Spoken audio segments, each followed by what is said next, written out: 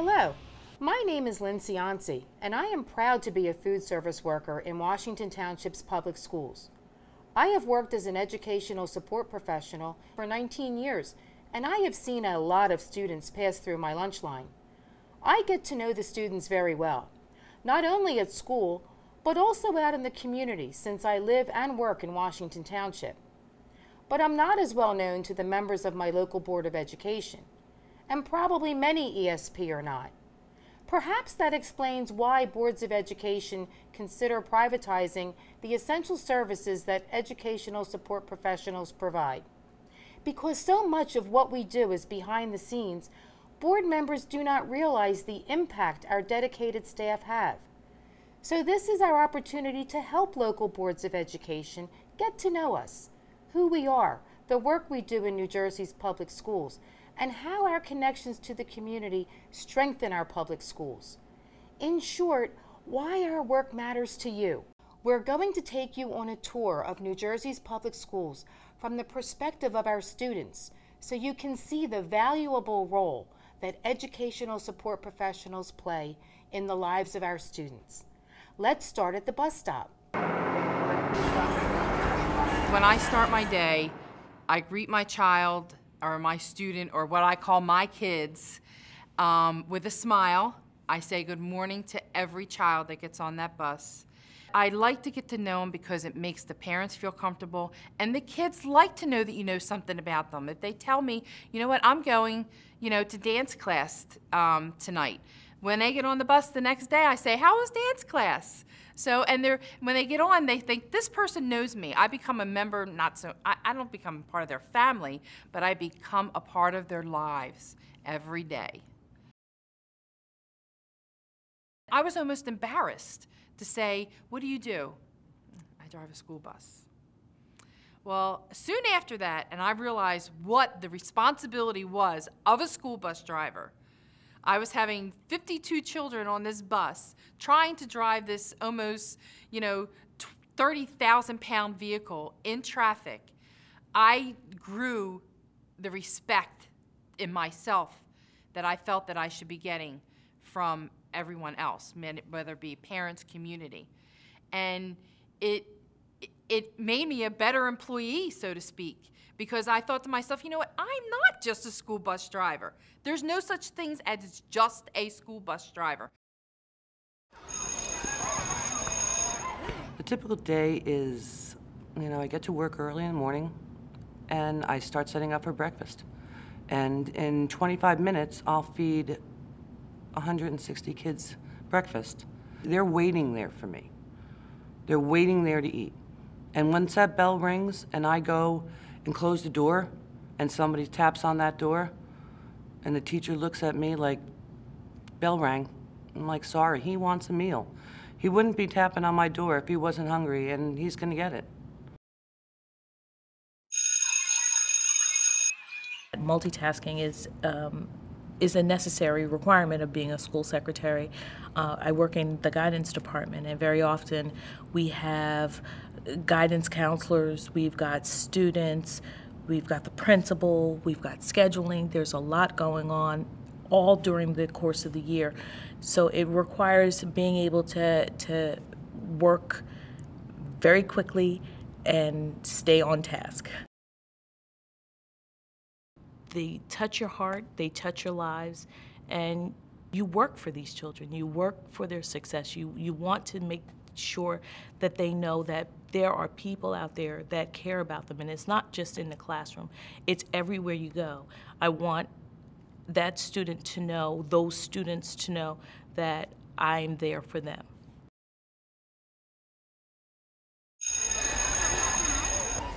Paraprofessionals in the past were called aides, and aides collected milk money, they made Xerox copies, they put kids in lines. And not that we still don't do that, but we do so much more now as far as educating the children, keeping the children safe, and making them feel more comfortable, so it gives them a good learning environment. The nurse will often get me if she doesn't have a nurse to go on a field trip. And she'll say to me, Rose, I got 4 kids with EpiPens. I got 3 kids that are self-carrying with with their inhalers. You okay going with them? I'm like, yeah, just throw the stuff in the bag, give me the orders, and off we go. Typically, I'll go with children who have diabetes and need to have somebody close by to make sure that their blood sugars are checked. I was there one year with a little girl that had to be woken up at midnight and 3 o'clock to check her blood sugar. You know, so I don't know. I mean, I am willing to do that, and I'm comfortable doing those kinds of things. So I think that's important that these parents know. That's why other schools ask for me, because they know that this lady would go. This nice lady from the other school would go with their children and make sure that they were taken care of.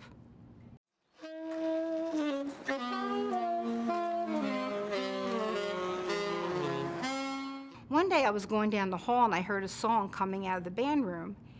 And when I saw the kids when they came out, I said, wow, I like that song. I played that when I was in school. And they're like, wow, what'd you play? You know, so I told them. They said, well, bring your saxophone and you can come play with us. I said, well, I don't know if the music teacher's going to want that. So I went in and I said, what do you think? He said, oh, sure, come on in. Every year when I do sit down with a new bunch of kids, they're like, okay, who's going to sit next to Mrs. Casey? So they jockey around to see who's going to sit near me. A lot of the kids come back to me and say, do you remember when I sat next to you and played our saxophones together?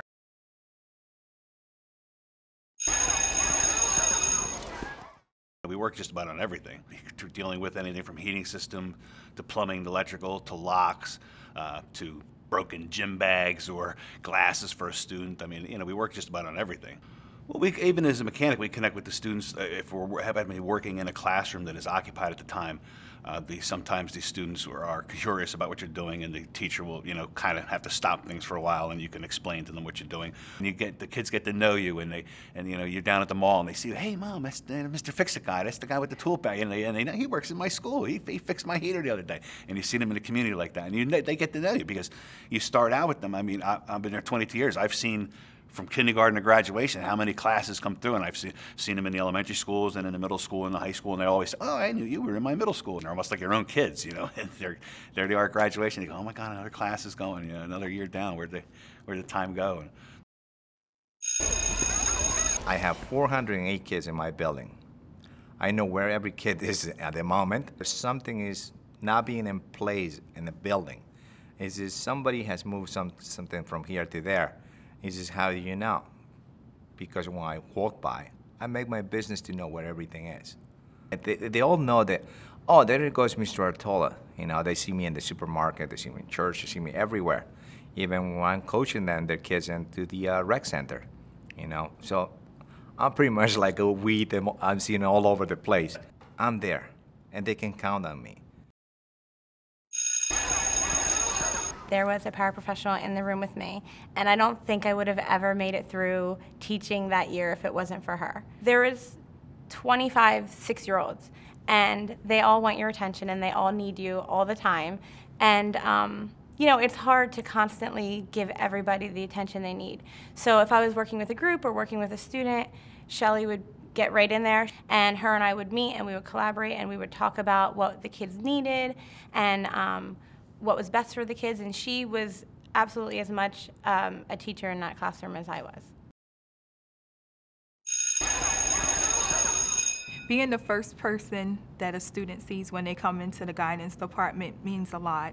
It means I have to be compassionate, I have to be knowledgeable, I have to be kind and considerate, and I have to give them the time that they really need. At the end of the school year, the 8th graders do a tour for the incoming 6th graders. And every time they come into the guidance department to show the little 6th grader group what it is everybody does there, and they introduce the counselors and the social workers, and they introduce me. And I always have a student that says, and come to Miss Knight, because she can solve every problem you have, to needing tissues, to not having a pencil for your math test. And that makes me feel good, because they know they could come to me about anything. And if I don't have an answer for them, I'll get it.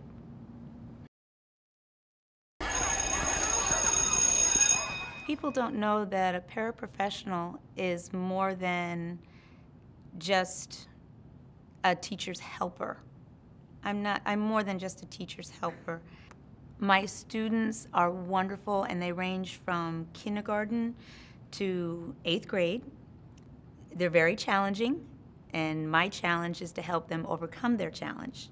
I work in the after-school program, and during the winter months, the children can't go outside. So there's only so much you can do inside, and I started bringing cross-stitch. There's so many different underlying challenges that are met and improvements that are made that the students don't realize. I started out with just a couple of people curious about it, and I said, you know what, instead of you just sitting there watching, why don't I show you how to do it? I do it on my lunchtime. I just started and it just branched off. I do it because I enjoy it, not because I have to, but because I want to.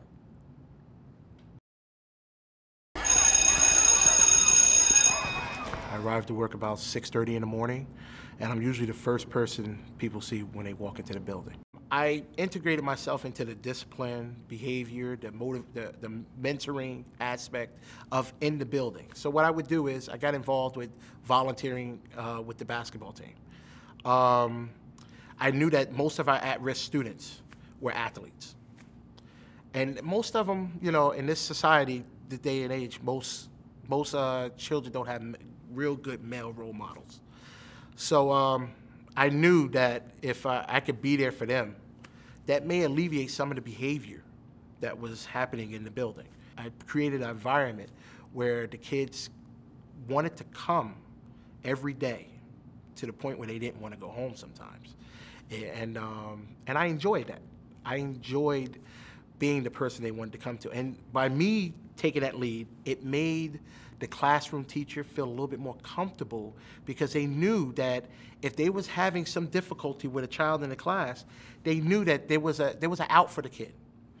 We can move him to go sit with Mr. Frazier for a while, where he may be able to get this child back on track.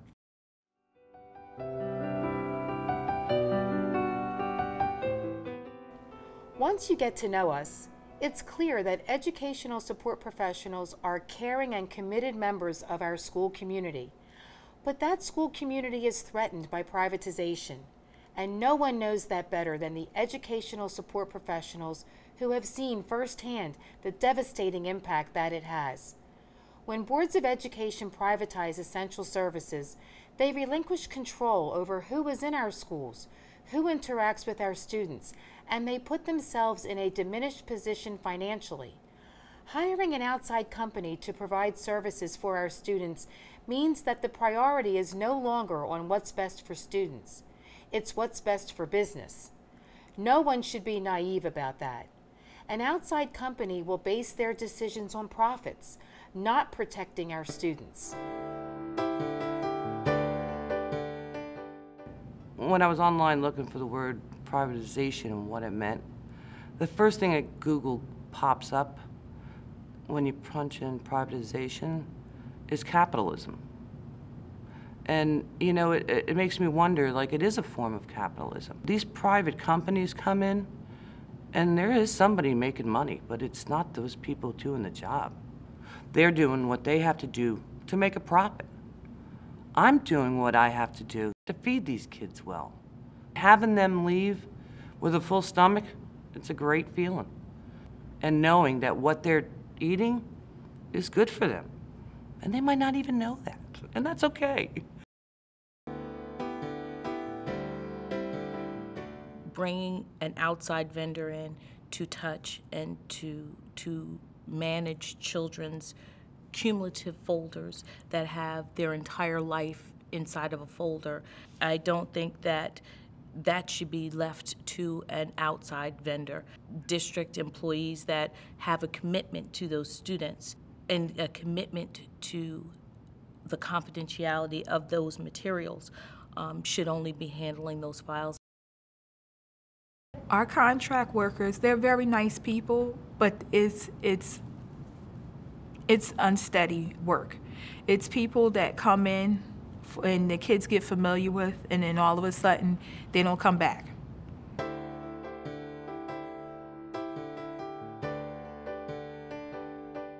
It takes time to learn to read children. You have to, you have to take your time. You have to work, and you have to work with the team of teachers that you work with, not only the ones that you're currently working with, but I don't have a problem going back to the teacher that the child may have had the year before and say, listen, what was successful for you, because I'm not having success doing this. I don't know if that job was privatized, if they would even know where to begin to look. But when we see the kids leave in June and they say, okay, I'll see you in September, Miss Knight, we don't know. We don't know. You hire the people within your community, the finances are constantly rotating.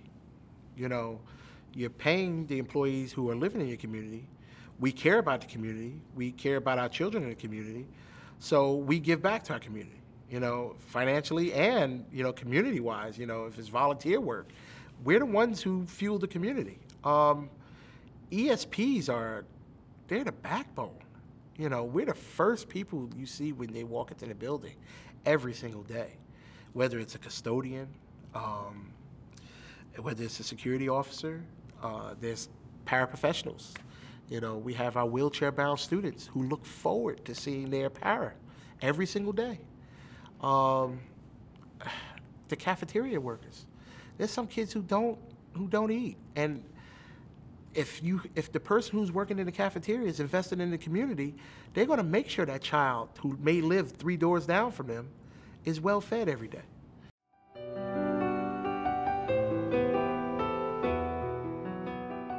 Right now, the school district is considering privatizing our cafeteria staff. And it's not a monetary issue. They're operating within their budget. It happens to be, it was like a food issue at first. One of the board members didn't like the soup she had one day. These are the same cafeteria staff that worked during Hurricane Sandy at the shelter at our school. They were praised by the local community for all the hard work and the effort that they put out. And now here they're teetering on the verge of losing their jobs based on one board member's kind of personal vendetta because her kids didn't like the food they had that day. We have a cafeteria worker, Miss Judy, and she makes the best chocolate chip cookies ever, hands down. And I was just having a really tough year with some things going on, and I never had to say anything, but Miss Judy would just show up at my door with chocolate chip cookies. Like the school board is looking at budgets, and people throw around the word privatization or ESP, and we forget that it's real people, and there's human beings' lives being affected. I had several friends that lost their job due to the privatization of the paraprofessionals in the South Orange Maplewood School District. Many today still haven't found full-time employment. It bothers me. It bothers me because they were good friends of mine. They were great, outstanding employees and great workers. And it breaks my heart to know that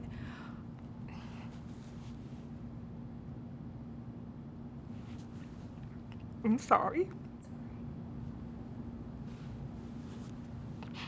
It breaks my heart and it scares me because that could be me.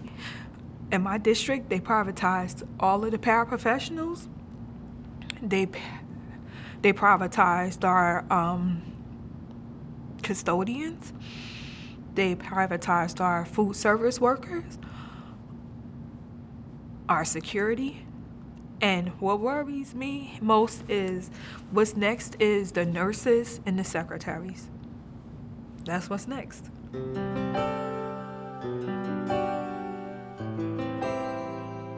They touch your heart, they touch your lives, and you work for these children. They're almost like your own kids, and there they are at graduation. You go, oh my God, another class is going, another year down. Where'd the time go? But I become a part of their lives every day. I do it because I enjoy it, not because I have to, but because I want to. I'm there, and they can count on me. And I don't think I would have ever made it through teaching that year if it wasn't for her. Because they know they could come to me about anything. And if I don't have an answer for them, I'll get it. That's why other schools ask for me, because they know that this lady would go. He wants a meal.